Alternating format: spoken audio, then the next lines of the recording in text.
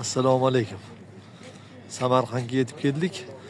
Vodiyga yangi zot olib kelyapmiz. Qizilda keyin oq, qora hol-holi bor bo'yni. Xuddi adlerga o'xshaydi, lekin adler emas. Qizili braunga o'xshaydi, lekin braun emas. Mana shunaqangi chiroyli yangi zot boryapti. Vodiyga.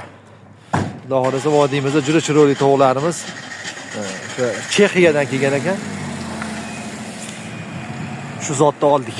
Hozir baraka berib zakaz qildik.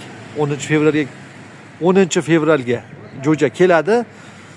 50 kunlik qilib sotuvga chiqaramiz. Birinchi vaksinasini Marika Lasota Brahitda o'zlari qilib beradi. Fabrikani o'zi. Qolganini o'zimiz qilib boramiz. 50 kun 60 kunlik bo'lganda o'sha sotuvni boshlab yuboramiz. Buni 90-100 kunlik qilib sendiga o'xshab boqib o'tirilmaydi. Aloqaga chiqaverasizlar akalar. 90lik 293 89 49.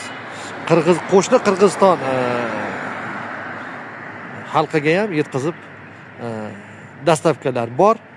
Qo'shni Qirg'izistonga dastavkalar pullik yetib boradi. Salomat bo'linglar, sog' bo'linglar.